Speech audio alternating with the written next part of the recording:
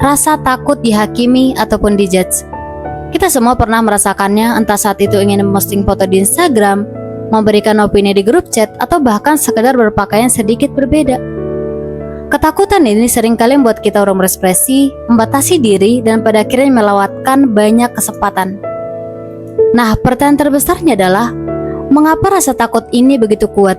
Apa sih penyebab utamanya sehingga otak kita rentan ataupun sensitif terhadap penilaian orang lain? Untuk memahami ketakutan dijudge, kita perlu sedikit melihat ke belakang jauh sebelum era media sosial. Otak manusia secara fundamental adalah otak sosial. Dari zaman purba, kelangsungan hidup sangat bergantung pada diterima oleh kelompok. Diasingkan dari suku ataupun kelompok berarti kematian. Nenek moyang kita yang paling sukses adalah mereka yang pandai membaca isyarat sosial, beradaptasi dengan norma kelompok, dan menghindari konflik yang bisa mengancam status mereka. Itulah mengapa kita punya sistem deteksi bahaya sosial yang sangat sensitif di otak kita. Ada satu bagian kecil di otak kita, kalau yang saya riset bentuknya seperti kacang almond, namanya amigdala.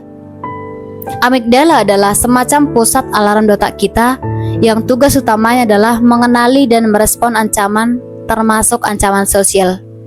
Nah, si amigdala yang bertanggung jawab atas respon rasa takut, ia akan aktif ketika ia merasa ada potensi penolakan dan penilaian negatif dari orang lain.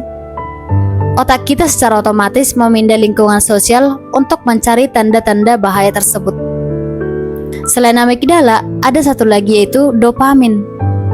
Kita tahu dopamin sering dikaitkan dengan kesenangan ataupun reward. Nah, dalam konteks sosial, dopamin dilepaskan ketika kita menerima validasi sosial, pujian, like, komentar positif, atau sekedar merasa diterima. Sebaliknya, ketika kita menghadapi kritik ataupun penolakan, kadar dopamin bisa menurun menyebabkan kita merasa tidak nyaman atau bahkan sakit. Otak kita belajar bahwa validasi sosial itu menyenangkan dan penolakan itu menyakitkan. Maka secara tidak sadar, kita mulai mencari validasi dan menghindari potensi penolakan. Ini bukan berarti kita lemah atau tidak percaya diri. Ini adalah cara kerja otak kita yang sudah terbentuk. Mari kita ambil contoh yang sangat relevan. Ketakutan memposting sesuatu di Instagram atau di media sosial lainnya, karena takut tidak sesuai dengan standar sosial. Kamu mungkin punya foto yang bagus, momen pribadi yang ingin dibagikan, tapi kemudian muncul pertanyaan-pertanyaan di kepala. Apakah ini cukup estetik? Apakah teman-teman saya menganggap ini aneh? Apakah follower saya menilai saya berdasarkan ini? Pertanyaan-pertanyaan ini adalah manifestasi dari respon otak kita yang sedang aktif memproses potensi ancaman sosial. Bagian otak yang terlibat dalam pemikiran tentang diri sendiri dan juga orang lain bekerja keras menganalisis bagaimana postingan kita akan dipersepsikan orang lain. Otak kita sedang melakukan simulasi sosial, mencoba memprediksi bagaimana reaksi orang lain. Dan ketika kita sudah terbiasa dengan standar sosial yang seringkali tidak realistis di media sosial, foto yang selalu sempurna, kehidupan yang selalu bahagia, pencapaian yang spektakuler, maka otak kita cenderung menilai diri kita berdasarkan standar tersebut. Ketika postingan tersebut terasa di bawah standar, alarm ancaman sosial pun berbunyi, dan ketika kita memilih untuk tidak memposting sama sekali, dan itu adalah cara ataupun mekanisme perlindungan diri, meskipun seringkali menjadi kontraproduktif. Jadi, bagaimana kita bisa mengatasi hal tersebut? Dan ini juga aku masih proses belajar dalam tahap ingin mencoba memahami sistem otak saya sendiri. Coba pahami kalau itu merupakan respon alami ataupun respon biologis di otak kita, bukan kelemahan karakter. Memahami bahwa otak kita dirancang untuk peka terhadap penilaian tadi. Dan yang kedua, latih ulang otak kita.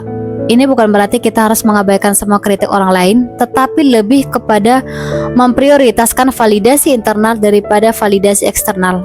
Dengarkan suara kata hatimu.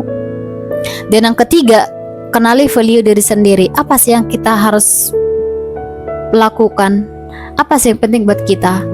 Kalau itu sejalan dengan hal-hal yang kita yakini, ya udah, validasi dari diri sendiri aja cukup. Gak usah validasi dari orang lain. Dan yang terakhir, ini penting banget, love myself. Nah, anggap aja kayak lagi ngomong sama teman baik, bilang ke diri sendiri, wajar kok ngerasain takut, dan kasih ke diri kita sendiri ruang untuk berkembang. Dan yang paling penting adalah jangan terlalu keras sama diri sendiri. Jadi, mulailah berani menunjukkan hal-hal yang kamu suka. Gak perlu nunggu sempurna biar dunia lihat sisi dirimu padanya. Karena ekspresi jujur akan selalu lebih membekas daripada pencitraan yang kosong. Jadi jangan cuma jadi penonton di hidupmu, jadilah pemeran utama. Tunjukkan ekspresimu, tunjukkan ceritamu, tunjukkan duniamu. Karena satu hal yang pasti, dunia akan selalu indah dengan keberanianmu. See you in the next video and bye-bye.